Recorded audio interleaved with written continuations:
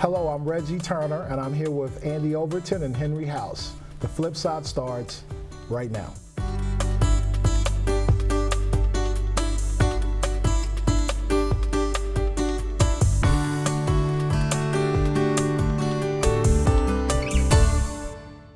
Welcome to the show today. Today we have a special guest with us. We have Deja Johnson, who is a resident of Hagerstown, has been in this community pretty much her whole life.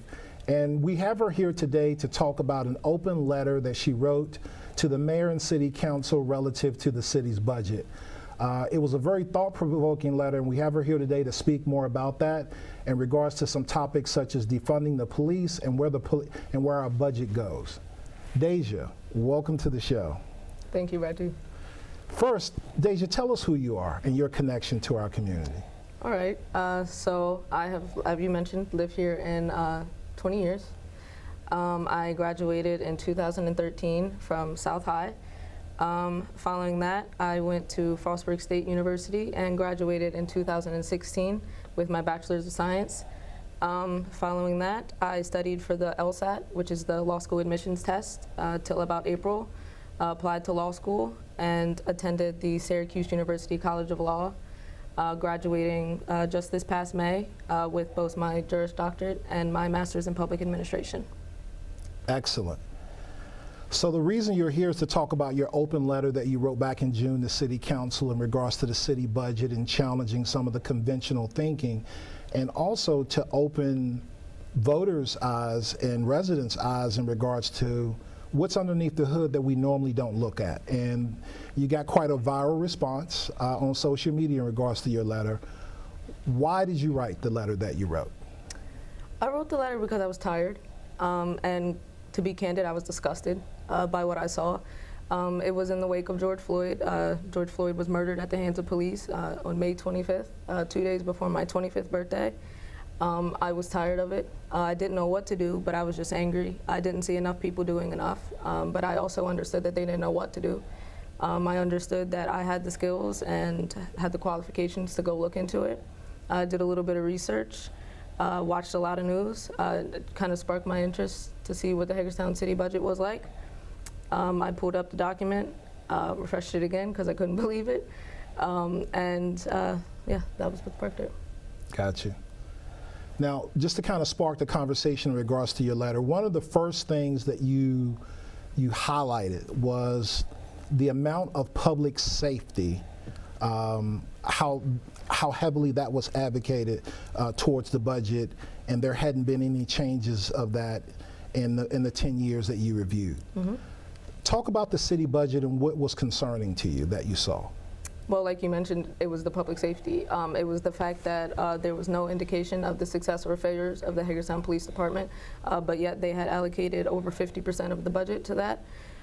It was my understanding and also their understanding, they had placed out front that the priority was economic development and public safety, but economic development was about $1 million and public safety was $26 million.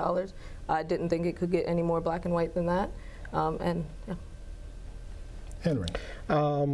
Comparing the city of Hagerstown budget, city, let's say between 40 and 50,000, give or take. How does that compare to other cities in their budget structure? How does the law enforcement, which is the public safety aspect, how does that compare to cities of similar sizes in surrounding areas? Pennsylvania, West Virginia, Delaware. How does it compare? Did you have a chance to do an analysis to see what percentage of their public safety budget is part of their regular budget? It's about the same. I can't necessarily speak to if it is 51%, but I can guarantee that for most city budgets about the same size. It's around 50%. That it would be disproportionately allocated to public safety. Disproportionate, okay. Andy? Oh, wow, okay. I really thought you had a follow-up question there. Okay, so in your analysis, now I realize that with 51% of the budget going to one area, so if you had your way, right, and let me back up. Do we know about that 51%? Do we know about that budget? Could you find out what the line items are for the police department and where that money is going? Salaries, pensions, armored vehicles, weaponry. where's that 51%? Where's it really being housed in the police department if it was transparent? A lot of it is going to training. There were increases for salary and pension, and Hagerstown City does do very well with their line items. It is a over 200-page budget, but my issue was that most Hagerstown City residents, especially in the Black community, don't have the time, nor frankly the education to look at that and to go through it. So I thought it was my duty as somebody who did come from Hagerstown, as somebody who does care about the city, who remains in the city, to do the research and to do the legwork for people that are marginalized and disproportionately affected by systemic racism. Yeah, without a doubt. So now, my second part of that question is the issue in your mind the 51%, or are we looking to take money away and put other places, or are we looking to take away from other areas of the budget to build up other resources? What do you think that answer is there to help close that gap? I think it would be the former, to pull away from the 51% and allocate it elsewhere. As I had mentioned in my letter, there is no demonstrated successes or failures of the Hagerstown Police Department. To provide a quick update, they have provided, I believe, from 2016 to 2019, their UCR statistics. But once you open that link, it is nothing more than just an inserted Word document and just word tables. There is no raw data. I would appreciate the raw data. Sure.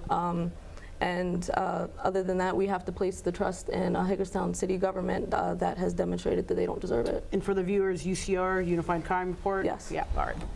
Now, can you request that via Freedom of Information Act? Absolutely, and Maryland has their own Public Disclosure Act as well. Okay, have you done so? I'm doing so. Okay. You're saying a disproportionate share. I take offense to that because we all are, now I live outside city limits, but Andy, you live within city limits. I do. Okay. Reggie, are you in city limits? I am not. I'm Okay. right outside. All right. But we're all benefit from a safe community within the city of Hagerstown, regardless of race, age, color, all of it. So you're saying disproportionate. What areas do you find disproportionate that is targeting, as you said, the Black community? Is it the fact that the document is more challenging to digest because you said it's hard for them to understand, which I think is wrong, but that's the way I interpreted what you said, is that the Black community would have difficulty digesting this and does not understand how the money is being spent in that area? Or is it that they're putting more resources towards the Black community for what they feel is to improve the safety within that community? So that was a very loaded question. I'll first start off by saying that your view of the police and what you consider to be public safety is going to be completely different than the Black community. Protect and serve who? Since 1750 with slave patrol, we have seen that this is a trend, that the Black community is marginalized disproportionately.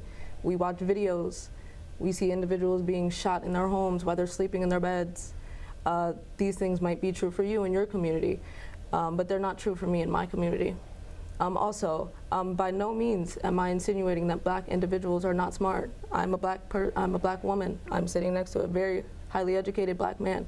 I am not saying that at all. I am just saying that due to systemic racism, both perpetuated by the police department and by our government, both city and current administration, I believe that Black people are not afforded the equal opportunity that white individuals are afforded. That goes true for education, where we see that Black individuals are disciplined at far higher rates than white, and they're kicked out of the classroom. So as we had discussed previously, civic engagement, they don't receive it. If they do, why are they engaged? They're living in poverty. They're being marginalized. They're scared. The people that you want to call, why would you call them? Why would you call them? Okay. Now, one of the other things that you talked about is intelligence-led policing. Mm-hmm. And I believe that many people don't understand what that is and how that affects communities and how that marginalizes communities. So can you speak to our viewers in regards to what is intelligence-led policing and what were your concerns about it? Absolutely. So intelligence-led policing is our name for, our being Hagerstown City Police Department's name for using artificial intelligence and machine learning and policing. That is just fancy words for saying predictive policing. It's going to the places where crime could occur, not where crime actually is occurring. It is a complete move away from evidence-based policing. It is a complete disrespect and disregard for the constitutional rights of every individual that lives in this state and that lives in this country. And intelligence-led policing, the way that we run it, we feed it data, historical data, and we ask it to make predictions. That historical data is obviously very skewed towards Black individuals being disproportionately arrested and criminalized. And so when you feed it that historic data, the output is the same exact thing. So before crime can even occur, they're already there waiting for it. So what I'm taking from what you're saying is it's also an issue with who is inputting the data, right? Who is creating the algorithms. So if that is not a diverse population in regards to who is creating this data, the outputs are not going to be ones that are going to be fair to the entire community. Absolutely. Yeah. Yes. All right.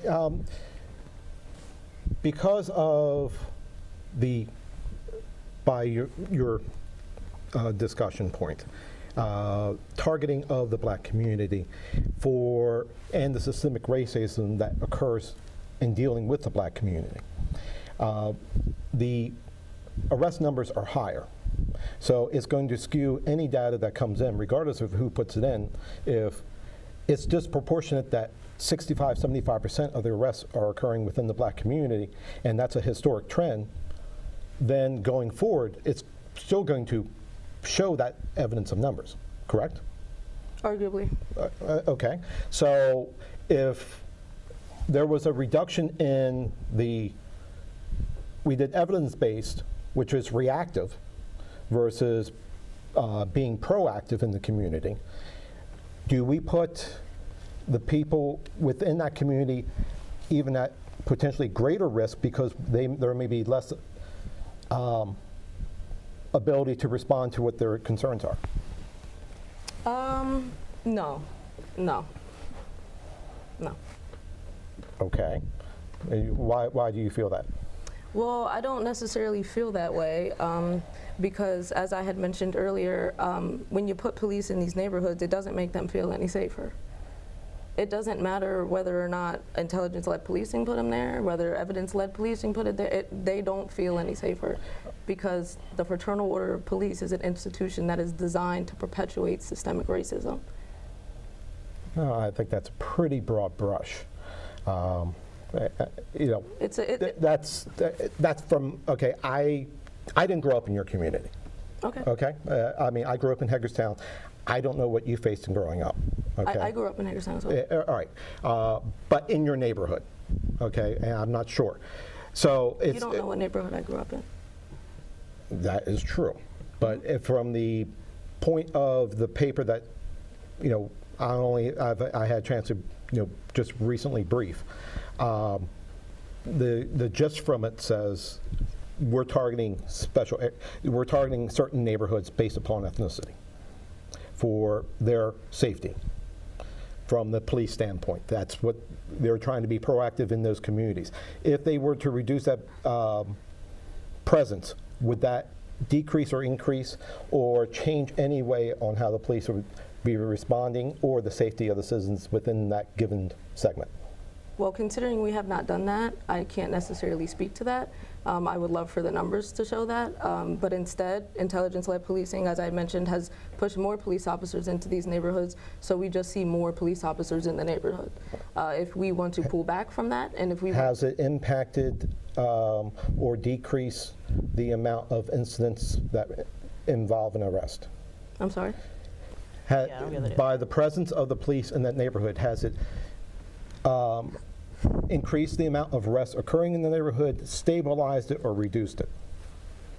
Asking that question assumes that all arrests are rightful arrests, and that's not something that I would necessarily be ready to say at all. So I don't necessarily feel comfortable answering that question. Okay. So here's what I'm hearing. What I'm hearing is, we still have to have a proactive approach to crime, right? But what we don't want to necessarily do is place 100 more officers on the blocks of where we think crime is going to occur. Because in that specific neighborhood, and I'm talking about Black and BIPOC neighborhoods, it doesn't make anyone feel any safer because of the relationship that community may have with the police and the relationship the police have with that community. And so what I'm hearing is that there is a bigger root, there's a deeper root, and that deeper root is figuring out, and this is a hard question, I think, is to figure out how to police appropriately, equitably, and equally in a community to help save lives and to help enforce the law without specifically targeting one area only because of predictive, analytic, intelligent numbers or data. Yes. So. Right. This is what I'm hearing. So I think what we can do, to your point, is there is a way to create a community-oriented policing that hears the call from the neighborhood without necessarily saying, well, all the crime happens here, so I'm going to throw 100 officers here, and I'm just going to barely patrol this area over here. Will you find crime? Sure, but let's find out why the crime is happening, right? Let's figure out why we don't have access to food and we're stealing from the stores, why we don't have access to health care, we've got to go and self-medicate in some other way. The answer is not, I don't think, throwing a whole bunch of officers in an area and say, well, you all are under arrest. I think the answer is far more community-oriented. And I think maybe what I'm hearing is if we disproportionately fund these types of programs, we are not getting to the root of the problem in the community, because all we're doing is reacting to it, even if we are predicting that data. I would right? agree with that. Is that what I'm wrapping up here, right? Yes. Okay. So if you were sitting on the city council and you see this 51%, what do we do? How do we turn that boat left? Because that boat isn't going to be turned left in 3 days. It's not going to be turned left in 1 year. What can we do as our community to help make this a better place for folks who don't look like me, who don't have my privilege? What do we do about that today? Well, I think part of it is absolutely engaging with the community or re-engaging with the community. I also think that a very large part of that is pulling funding. I think, as I mentioned, since 1750, we have seen that this police, fraternal order of police, has been failing for the Black community. I don't think that there's any more time for reform. I don't think there's any more time for pushing more money into training and guns and machinery and this and that. I don't think that's practical. I believe in justice. I do not believe in practicality. As far as that goes, I don't know how many more we have to see. We have seen almost every type of scenario happen, and a lot of it has been in 2020. So, I think that the time for people to prove themselves, it's over. So I'm going to push you a little bit on that. I think it's been happening long before 2020. We are just in an age that we see that, right? Oh, And yeah, I think that you agree with that. Yeah. But I don't know. I don't know if I want to give up on that so much. Okay. So let me push you on that as well. Let's talk more about, we have to have, I don't believe that we can just say that we have to abolish the police. I know from firsthand knowledge there are some really bad people out there. And we need folks who are going to fight that crime. And that's my position. So with that said, do you not think that maybe we can train, we can create a police force or an area of policing that is really for law enforcement, not counseling, not mental illness, not family therapy, but truly, for instance, if I'm in a bank and it gets robbed, I want the SWAT team to show up. Right? But if I'm fighting with somebody or someone is fighting me, I may not need somebody to shove a gun in my face for that. I may need a family counselor. I may need some information about resources in the community, and I get the difference. So can't we train more? Can't we put more money into resources? Yes, I do believe you put the money into the resources that matter. Your point saying mental health counselors, therapists going to scenes rather than police officers, absolutely. Right. I think we see some form of that with the fire department and EMS. Who have done their job well, adequately, all the time. They're very qualified. But there are just some things that police officers with 6 months of the training academy just don't know. I went to law school for 3 years to learn how to practice law. They went to the police academy for 6 months to go out there and take away all the rights that I have. So I don't necessarily agree with that. However, I do absolutely want to clarify with you that I do not believe of pulling every red cent away from the police Fair. department. Good. No, I believe that when you call 911, somebody does need to come, okay? But that person needs to be qualified and they need to be trained. And that person is not always a police officer. In hearing most you there. instances, it is not. Fair. Thank you. I think the beauty of what your letter has done is it made more people, especially your age, pay attention to the budget than ever before. And I think we need a more informed voter to start asking questions and challenging these things. I think you have sparked a proper conversation in regards to that. And to what you were just last speaking about with Andy, let's clarify a little bit about defund the police, because it means different things to different people. And defund the police is one of those trigger words where people think that you mean you want no police on the streets and you want vigilante justice or whatever that may be. And that is, in reading your letter and talking with you, I know that's far from the truth. So speak a little bit, when you say defund the police, explain what that means to you in the context of what you wrote and presented. I think it quite literally just means that defund the police and allocate that money into economic development, like we had said is a priority. Allocate that money into task forces and advisory committees that are meaningful and not appointed by the police department, that will actually do the work and they will understand it. If that needs to be a third party outside of Hagerstown with Hagerstown City's representation, then I believe that that is something that will be fruitful. However, like I had mentioned, defund the police does not mean that when you call 911, nobody will show up for you. It means the right person will show up for you. And it is very, very common that it's all the time that the police are the only ones that are going to show up. And we see that it wreaks havoc on the black community, especially when there are a lot of instances where black individuals, they won't call the police because they don't feel safe. They'll be arrested for a crime when they ask for somebody to be arrested for a crime. So that is what I mean. I absolutely believe that it could be taken as something that is very politically divisive, but it is my personal opinion that just because something is not politically on your side of the board doesn't mean that it's right. Doesn't mean that it's wrong, I'm sorry. Like I said, I believe in justice. I don't believe in practicality. I believe that things need to be done, and I think that action needs to be taken. Excellent. Henry. What's the current staffing level of the City of Hagerstown's police department? I could not tell you that. I know we have 4 black police officers. I don't care about their skin color. I was asking what the staffing level was.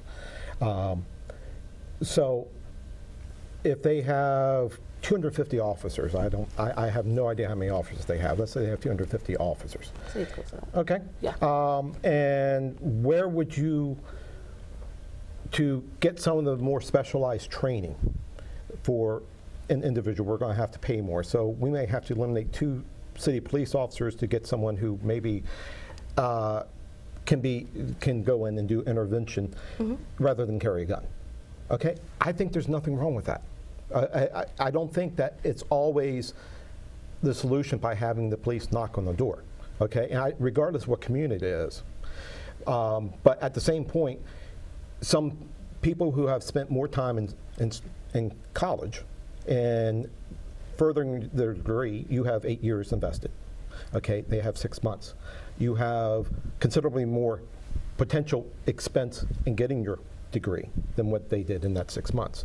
So you're going to be expecting to earn more over your lifetime than they potentially are.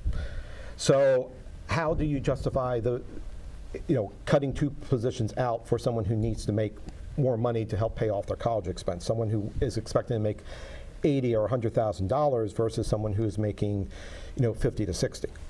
Well, I don't necessarily think they need to make more money to pay off their college expense. I went to law school because I thought it was the right thing to do and I wanted to be a part of something bigger than me. I think that's very true for all therapists and guidance counselors across the board.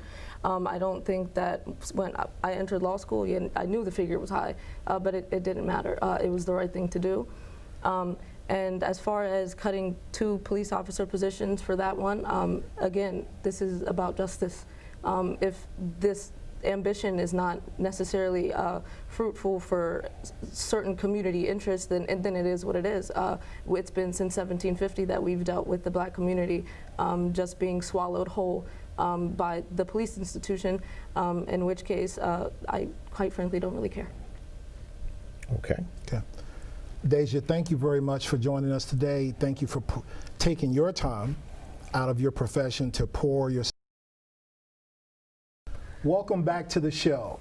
Now we're going to jump into a few topics that are in our headlines. And first, we're going to talk about in 2020, the most and least politically engaged states. The numbers show here that there was a record number of voters in the last election of 137 million. And unfortunately, that still only represents 61% of voting age population. Henry, what say you? Well, you know, I think we should look at the local side of things. You know, last week when we had the fellow from the voting end, Washington County was actually doing really good in getting representation out. Still not good. Anything below 100% is not good for. I don't care whether you agree with my political stances or you don't. You need to exercise your right to vote. And you know, in the state of Maryland, we're fourth in the nation, and it takes in a whole bunch of metrics to come up with how we end up fourth, whether you know it's factoring education, income, but you know we also live just outside D.C., which you know kind of spins where the world policy is happening, at least in typical U.S. perspective. So you know we should be engaged. You know, people in our community commute to D.C. and make a living from there. So we should be engaged. My question is, why are people not being engaged? Why do people feel, oh, well, you know, I have family members say, oh, I'm not going to bother registering to vote, or I'm not going to vote. God, you know, do me a favor. Go out there and exercise your right to vote. You don't have to agree with me, but go exercise your right to vote. Yeah. And one other thing that this article speaks to is that of the developed nations, the United States is 26 out of 35. So we aren't doing well. That's better than our education numbers. Andy. Well, you know, Election Day is not a national holiday, so if I have to choose between working my 2 jobs to put food on the table or going to vote, I'm probably going to choose to work my 2 jobs. And I think that not voting is not always someone who just doesn't care in the process. I think there are so many more factors at play that prevent people. This article that we read and some of these stats don't even talk about the voter suppression that we're seeing across the United States. So while we may be fourth and we're only a certain percentage of our folks voting, let's ask why. And we cannot always assume it's because we would rather sit home and watch Netflix rather than something far more deeper that is happening within our society and our public. And that is really what is so telling about these numbers, is that I think we are suppressing far more people from voting who want to vote but cannot. And that is the deeper issue. I think you're onto something. The other thing that this article says is that only 41% of registered voters that had an income under 10,000 That's right. voted. And of the voters that had over 150,000 in income, 80% of them voted. Mr. Moore, what do you say? I think we also got to talk about trust. Who are you voting for as well? We're seeing the next generation lose trust in our government, lose trust in our leaders, and it doesn't inspire them to vote much. Also, voting has been treated like a privilege rather than a right for so long that some people don't know that it's a right anymore. And is not. And you come out to register to vote, that's great, but we still have people who are incarcerated who come home, who serve their time, who still can't vote. So these numbers and these polls are great, but who are you actually polling? What population are you polling? What are you really saying in some of these numbers? Absolutely, it's great to say that we're engaged, but if we don't have everyone voting, like you said, then is it truly a democracy? Well, we're not a democracy, we're a republic. So that's the first issue. The second issue is voter apathy. Okay, let's look at the top line candidates. Okay, presidential election, because that's coming up in a few days. None. If I was a Democrat, I wouldn't be excited about my candidate. I'm a Republican. Honestly, I'm not that excited about my candidate either. Okay, it boils down to we aren't putting forth the best individuals with the most creative ideas to solve our community issues. And until we start to do that, you're not going to get people out to vote, no matter how easy we make the system to vote. Okay? We expanded absentee balloting. Okay? We've made it easier to register to vote. We still have the issue that people aren't exercising the right to vote the way they should. We're not instilling that sense of urgency when they're in school before they're old enough to vote, that this is controlling their future. Don't wait till you're 35 or 50 to go and register to vote. And I can tell you that I've seen pictures on Facebook. This is a person's first time registering to vote, and they're 70 years old. Why have you been sitting on the sidelines all that time? Don't complain about what happens to our country if you have done. And some of it has been the way our system has been designed. Okay, we have set up some exclusionary obstacles to that. Okay, I'm not going to refute that. Our nation has had challenges since we were founded, and we try and have overcome those challenges each time they're presented. Maybe not perfectly, but we try to do better. But at this point, it's easier for someone to vote today than it has been in the history of the United States. And more people are being represented. Women are allowed to vote today. Minorities are allowed to vote today. And that wasn't through struggles, okay? It was through struggles, pardon my misspeak. Why do we not have more people engaged? First of all, the easiest way for people to register to vote is not have to have them register to vote. That's an obstacle in itself. We get Social Security numbers, and if I have to pay my taxes, the government knows how to find me, right? So I think that registering to vote is an obstacle that we can overcome, and there can be some processes put in place. And you're absolutely right. We need innovative leaders. We need to stop doing things the old way in the same old way as well. We keep pumping money into voter registration every year when we can automatically make it. You have to register to vote when you turn 18 years old. When we went to draft people and send them, we had selective service, and you were able to automatically get signed up for selective service, or you were impacted if you weren't. And now everyone can sign up for selective service. Absolutely. Okay. Absolutely. So that's what I'm saying. So there is an easier way to get people to register to vote. So if it's that easy, why isn't it that easy? And those are the concerns. And those are the questions this generation is asking, and they want to see why our government isn't being more effective to include them in decision making instead of exclude them. And let's go back to what you said about if we don't like who is on the presidential ticket.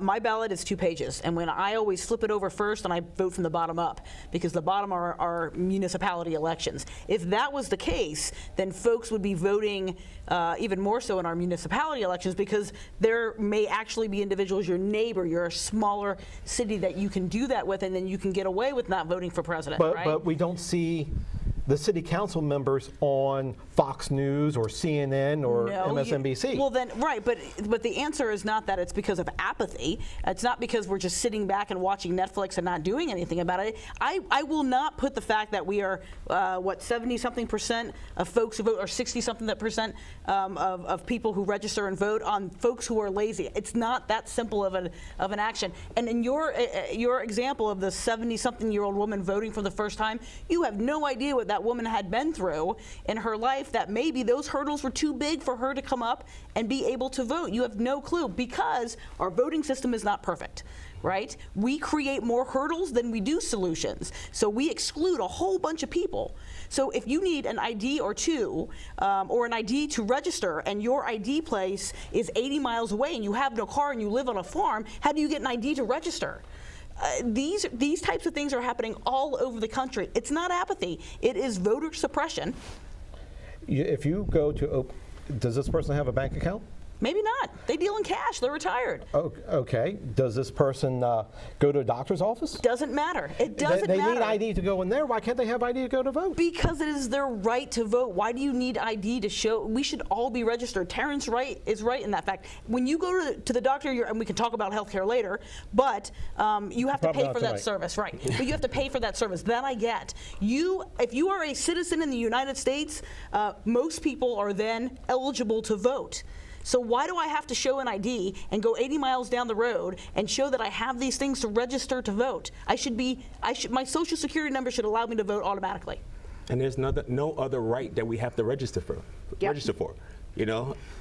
So why if it's truly a right, it should be given to me, and I should be allowed to use it no matter what condition I'm in, as long as I'm an American citizen and I am impacted by decisions and laws. I should have a voice as I truly should, and I shouldn't have an option, because an option also it impacts other voters as well. By people not voting, and we see even with our census, by people not participating in the census, it impacts the entire community. And you say that our council and our mayors aren't on Fox News, but they're on our timelines all day, every day. So you probably see them more than you actually see the people on Fox News. And what are they saying? How are they getting people out to vote? And are they building trust in people to come out and vote and support them? Because right now, I can tell you right now, those people going for election right now, local elections, they're not talking about issues. You know, we see more mudslinging than anything else going on. And that's a whole nother problem we have. But that's what I'm saying. That's the trust you have in your elected officials. So if I see behavior like this happening, do I feel confident and feel like I should go out and vote? Or does my vote even matter? But, you know, you get to the point and you look at the candidates list, and, I have to select 5. I honestly, when I'm looking to select 5, I may only select 2 or 3 because it's really a challenge. And you know, that's where you hold your nose and vote. And I'm sorry, we just, you know, I think we need to do, I think our candidates need to do better. We need to get out of the trenches and stop staying in the mud, and let's talk about issues, because we don't talk about issues. Even when they have public forums, we're not worried as much on the issues. And the issues impact us daily in our community. Okay, I don't, you know, whatever the president says or senator says or congressman says, that may impact me at some point down the road. But what a county commissioner says, what the mayor says, what the county councilman says, that can impact me. Okay, and it will impact me. So until we start to get the engagement from there, the engagement from our delegates, we're not going to improve our system, and we're not going to improve the turnout for voting. Right. Now, one silver lining in the numbers that we looked at is that Maryland is 4th on the list in regards to most engaged voters. I mean, that the top 4 was Maine, Washington State, Colorado, then Maryland. So that is an encouraging sign that our state as a whole has participated above the national averages. But obviously, there's still some work to do. Andy, we've talked a lot about problems, solutions. Solutions flat out make it easier. Put a volley. I mean, if we can drop ballots now, we can drop ballots at any other point in time. If we can get ballots mailed to us, let's do that again. And I know that we can talk about mail-in ballots all day long, but if Colorado has done it with a limited amount of fraud cases, then we should be doing this across the U.S. And I know that you and I go head-to-head on that, and that's perfectly fine. We don't necessarily go head-to-head. We have different I like approaches. that. That's good. But I think the answer to that is, even if we are 4th, we should all be number 1. We should all be within a few percentage points of a full population being able to vote. And I think to answer that question, it is not black and white. You got to get deep, because again, I will say it again, voter suppression is real. It's real in Maryland. It's real in Georgia. It's real across the United States. And until you get to that very, very bottom, deep-rooted, systematic racism and voter oppression, we will never have 100%. Yeah. And sadly enough, you know, one of the poorest states in the union, West Virginia, our neighbor, is 46th. Mm-hmm. Mm-hmm. But, you know, it also gets to the point when we start to look at education of a given community, education in West Virginia ranks extremely low. So if you're not teaching them the benefits of going out there and exercising their voice, of how to improve their community, how to improve their county, how to improve their state and the country, if you're not teaching it within school and requiring that they understand how our government system works, and maybe, as our previous guest was, getting engaged, okay, and encourage them to be engaged. You don't have to agree with them. Only thing you have to do is encourage them to be involved and seek out resources. Yes. Well, I'll take the last word on that. I believe that we need more voter participation. I believe it's an all hands on deck issue, that we as individual citizens, our municipal government, all need to participate in encouraging these things and making it simple. I think if we can get rid of some of the hyperbole and statements around voter fraud when it's not proven, I think that would be helpful as well. And I think we need to open up all avenues for everyone to vote. So up next, we are going to be going to Fast Five. So see you then. Okay. Talk. Talking. Fake it before I make it. Yeah, fake it till you make Fake it. it before you make it. All right, what's our Fast Five? Oh, here we go. ARC. Welcome to Fast Five, where our 4 panelists talk about 5 topics in 10 short minutes. First up, Arc of Washington County breaks ground on a $6 million renovation. Andy. I mean, anytime we can bring resources to our community that uplifts our community, I'm all for it. I mean, this is a good field story. We could all use that. So let's help out more individuals, more people, get this thing built, and make sure our community thrives. End of story. Absolutely. Henry. I think it's real positive. It's a much needed improvement to their existing facilities, upgrading HVAC, structural issues. It's long overdue. I'm just wondering why it took us so long to actually get to that point. Yeah. Terrence. I agree as well. I think during these times we need some good, feel-good story, something good coming to the community, and on the updates that they're having, especially with the pandemic, and we've seen what happened to a lot of facilities like this during the pandemic, that having COVID, that they have those kind of facilities to clean the air and keep the individuals healthy. It's good. All right. Next up, game on. Washington County Public Schools decide to start fall sports. I know on that topic, the first football game of the season from a city perspective, you're going to have the North-South football game. So I know there's some excitement about that. Terrence. Public safety has been the big issue around sports, but it's, I think, dealing with a lot of the youth and having some issues and social issues of being, sheltered in place. It's good to give them some kind of way to kind of re-energize, to kind of work through some of the issues, and also for the community. I think that North-South game is when I came to Hagerstown, was one of the biggest events where everyone came together, and you've seen people who from classes 20 years back, 30 years back that attended that game. So I think it's a good move. Henry. I have concerns regarding the safety of the athletes, not from the COVID perspective, but more for the conditioning and training. I think, yes, it's important that we try to return to some normalcy in our community. I think sports is a good outlet for the youth and for their families to be engaged in. I think it's rushing into the situation. I'm hoping that the athletes are going to be properly conditioned. We don't have the issue to worry about heat exhaustion that they would normally be exposed to for the fall sports, but we're rushing into a sport, football, which is extremely intensive, soccer, volleyball.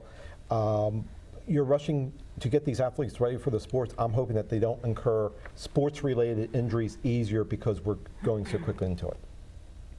Man, I want to like this. I want to like this so bad because it is a way to bring our community together. We love these kinds of events, but I too am worried about, that's a great point, Henry, is throwing out athletes who are 15, 16, 17 years old who haven't been conditioning. But also, I mean, it's 50% or 100 people. How are you going to tell parents at the North-South game that only 50% can come in that stadium? I mean, good luck. So I really want to like this, and I'm worried that we're going to be spreading this virus, that we're going to hurt our athletes.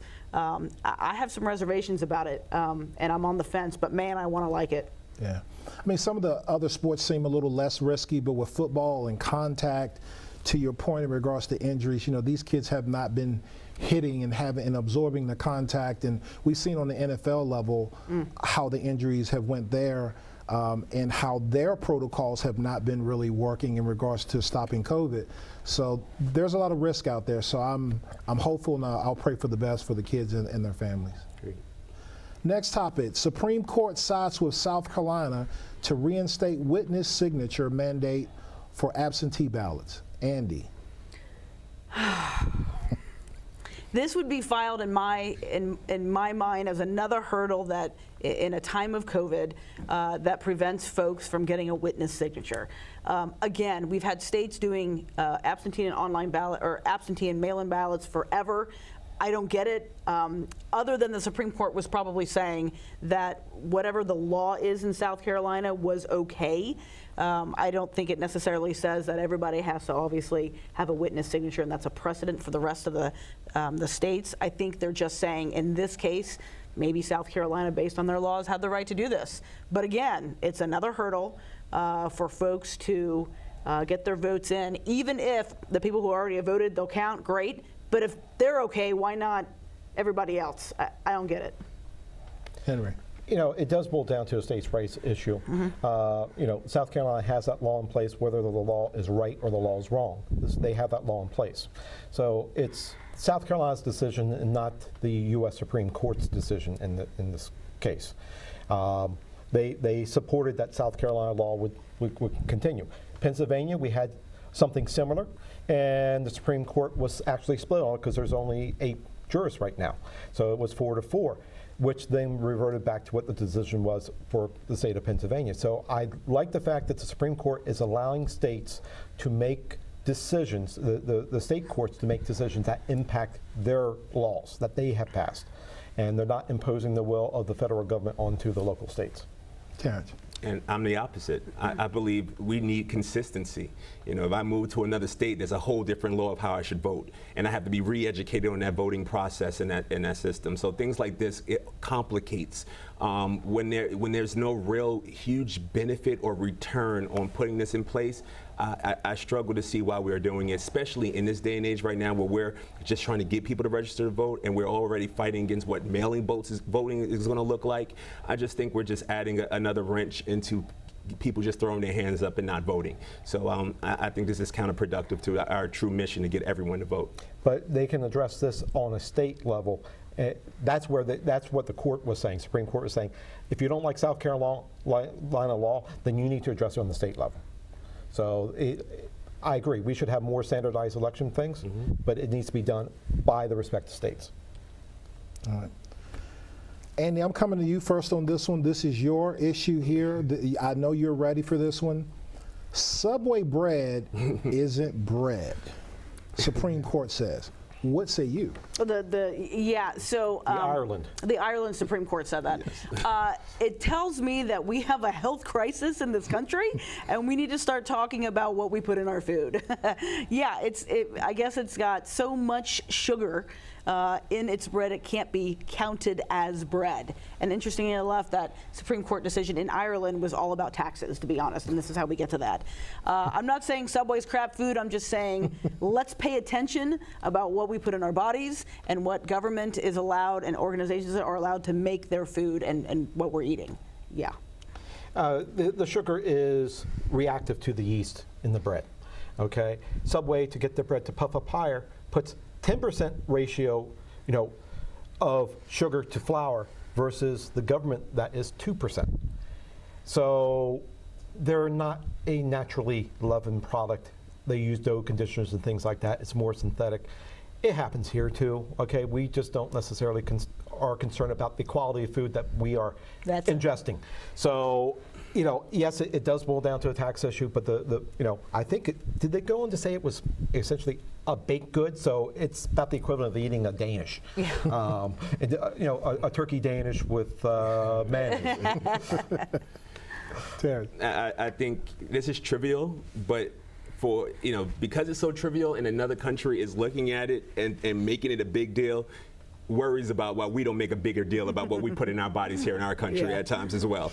It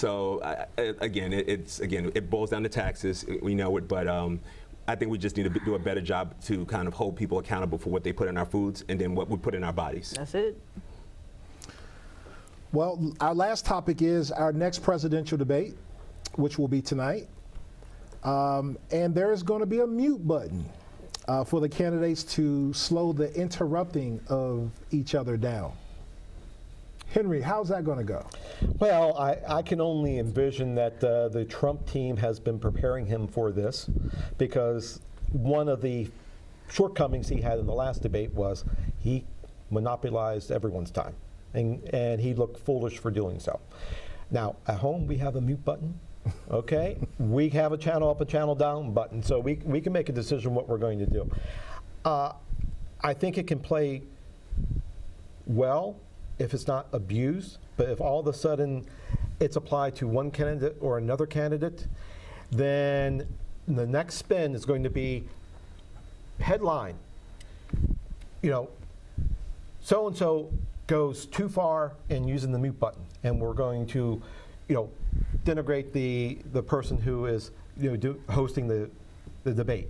Or can you believe how much Trump bloviates? The mute button was used 17 times on him during the debate in a 1-hour show. there's ways. I don't think that this is the solution. Like we were saying prior to this, honestly, I think we should put shock collars and just give them a little tap and get their attention. It doesn't have to be a real strong shock, but just get their attention. Well, I think those two headlines that you just mentioned are guaranteed, right? Because regardless. Our president there's no rules for him. He's going to blow through all the rules. So when it's shown that he's been cut off more, then the narrative is that the media is basically controlling the debate. Now, is he going to walk around his podium to continue his debate? Or do we have a little zone there that kind of, invisible fence saying don't Well, there's a leave. 6-foot mandate, right, because of the coronavirus. But Not for him. Here's the deal, though. If it creates, didn't we talk earlier about getting to the issues? If this at all helps us get to the issues, great. If it just creates more distraction the next day, quite frankly, Joe Biden doesn't need this debate. He doesn't have to be there at all. As a benefit, I would be more than happy for Trump to talk less and Biden to talk more, because the more he talks, the more votes go to Trump. Oh, that's ridiculous. First of all, I need a bigger show. First of all, there's a problem that a mute button is going to steal the show, right? That should be our big problem right now. Yeah. That we have bigger issues in this country that we should be talking about mute buttons. And secondly, this is a bad precedent. If we can't have the leaders of our country control their behavior to talk to Americans about how they're going to lead us out of where we're at today, then they don't need to lead. And if we whoever talks more talks less, it's ridiculous. And it's a shame that we have to put mute presidents like children in televisions to get them to behave. All of us, I presume, have watched debate panels on TV. Correct. Okay. Absolutely. And how many times did we say, why don't they just put that person, mute their mic so we can hear what the other person says? Not as much as we have With the last debate. during this political listen, cycle. And I'll put this on record. This is not for Joe Biden. Did he talk over? Sure. But he also said things like, okay, I'll stop. This is because Trump can't keep to a 2-minute speech. Plain and simple. The mute button is for him. That's just the way that is. And why in the world would you want to play into his game that way? Because he ignites the base of who likes him when he says rhetoric that fires people up. And honestly, I would argue that rhetoric can be dangerous. But now you just put another weapon in his arsenal regarding, oh, well, look how many times they muted me. Why would you want to give him that additional tool? I don't know. I don't Reality think that TV. matters. This is what we're doing. Yeah. It's reality Exactly. television. This is a game show now. The other thing that we have to consider is we are less than 2 weeks away from the election. Is what's going to be said really going to move the needle? How Are many there people have really voted? Many have voted. I mean, voter registration and early voting is through the roof, right? So are we really moving the needle with this anyway? It's just more theatrics for historians to talk about. Reggie, it is years down the 2020. road. If I knew what moved the needle, period, I would be a rich woman investing a lot through you. So I have no idea if this is going to move the needle anymore because 2020. Well, I'm giving you the last word on that. That is all the time that we have for tonight. We hope that you like us on Facebook. We hope that you follow us on Twitter. And we hope you'll send your comments and suggestions to us at feedback@theflipsidetv.com. Good night. Chicken and waffles. Oh, there you go, back to the chicken Always. and waffles. It's only because I eat dinner when I get home. All right, I need you guys to stick around real quick for a couple of photos. Are we doing selfies again? Yeah, we did.